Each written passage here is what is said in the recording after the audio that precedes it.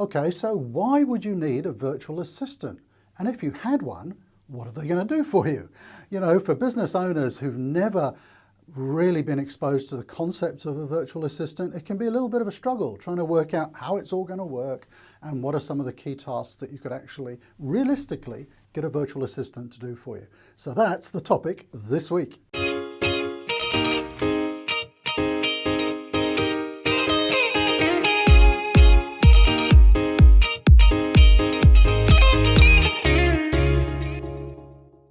So if you're new to the concept of even thinking about having a virtual assistant, you're probably struggling with all sorts of questions. How's this going to work? Someone perhaps in a different country, how am I going to communicate with them? How will I get tasks done?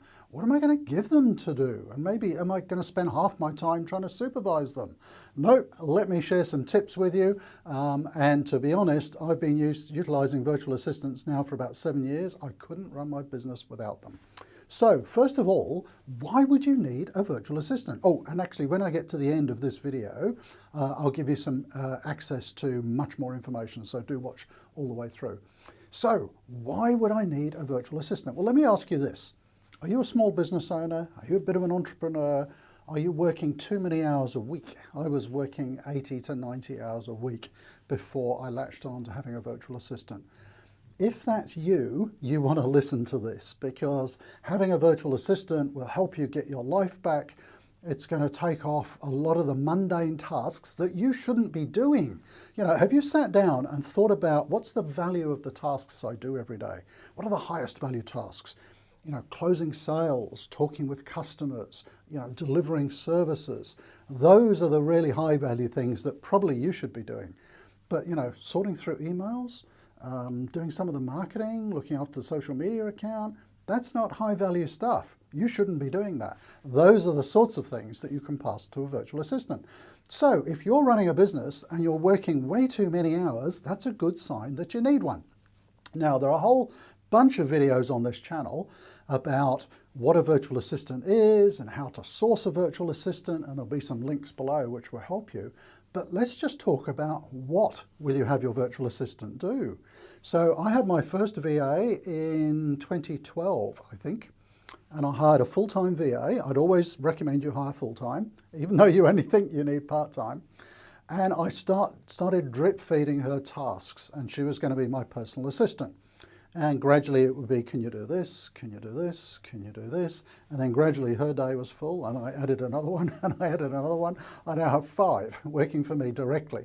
I'm not suggesting you need that, but I guess what I'm saying is that once you get into the swing of things, you will find they add so much value that you want them to do more and more and more. So if you're starting off with one VA, what are some of the things that you could do?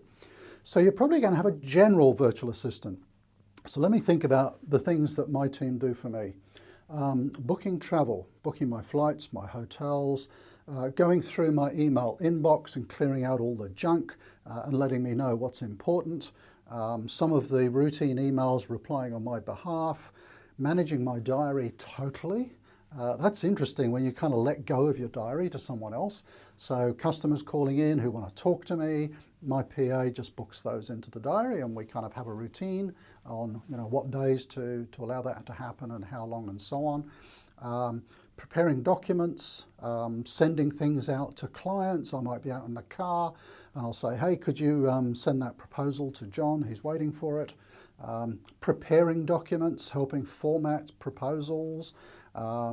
It just goes on and on. Answering the phone. So I'm based in Sydney. All of my team have local Sydney phone numbers, which is so easy on the internet these days. So they answer the office phone.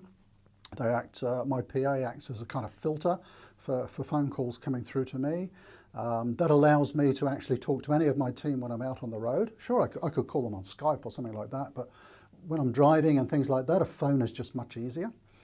So general PA type duties, yeah, you know, managing your diaries, helping with documents, really anything a personal assistant would do for you in your office other than make the coffee. You know, virtually everything else they can do. Managing your files online, you know, keeping your file system in place, managing your CRM, sending out emails to your clients, you know, bulk emails, all that kind of stuff. If I look at what some of my other team members are doing, and if you're just starting out or a very small business and you're only going to have one VA, they can probably do kind of multiple tasks. But because I have a few businesses and I have lots of websites and lots of social media accounts, I have a bigger team, that's all. But you probably only need one. So who else do I have? I have someone looking after social media accounts, so posting on Facebook, on LinkedIn, on Pinterest, on Twitter, doing all of that posting and the formatting and adding graphics. And actually, for most of it, one of my team writes the actual post as well. So we've worked long enough together that she knows kind of how to put a good subject line in for a particular post. So social media, they do all of that. How do I pump out 3 or 4 videos a week? Easy. I stand in front of the camera and shoot it. I send them over to my VA. I have an editor and he does all the editing and produces all the great videos. I'm hopeless at editing, but I'm okay standing in front of a camera, I think. So I produce the content and my video editor does all the editing. Websites, I've got about 20 websites. I don't get involved in those at all now. So I have a web developer who maintains all of them, updates them, refreshes the look, adds pages. So I was just talking to my team this morning. We're going to run an event in August. And I said, how long will it take to actually put up a landing page, put on a payment button, and all that kind of stuff? They said, oh, 2 days. In fact, they were going to have it ready for tomorrow. And I said, let's not rush it. Let's get that ready over the next 2 or 3 days. And we'll launch that next week. So what will they actually do? I'll provide the written text, but they will build the registration page. They'll do all of the SEO. They'll do all of the social media posting for that event. They will build in the e-commerce component. We use Eventbrite for our events. So our web guy will build that in so that you can buy your tickets online. They will manage all of the registrations so that we can track that. I don't have to do anything. What else?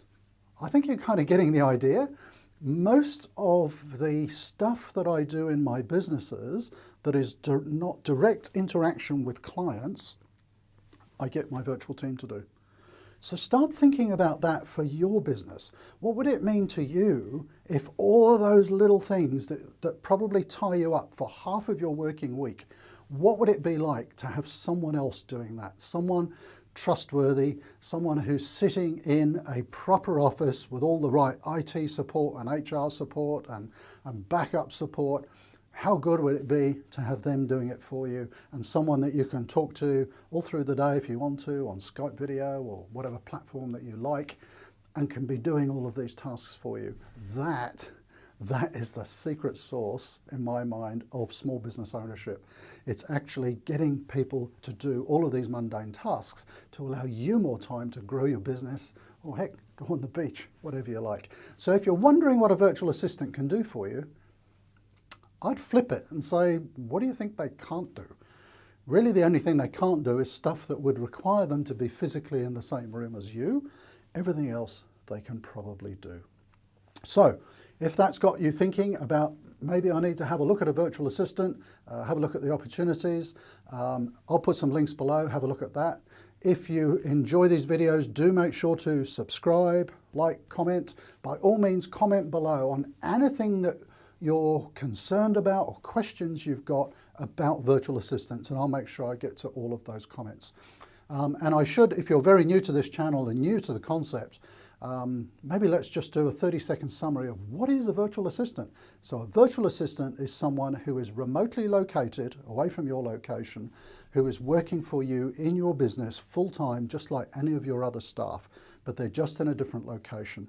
And it could be a different location in your country, it could be a different location overseas where they're working from home, or it could be a different location overseas where they're working within a proper office environment in a BPO, a business process outsourcing center. That's the option I would always recommend for many reasons, and maybe I'll talk about that next week, because one of the biggest benefits is the much lower cost in having a virtual assistant overseas. Well, thanks for watching. Don't forget, subscribe, comment below if you've got any questions, and I'll see you next week. Maybe next week we'll talk about how we create all of these videos so easily. See you then.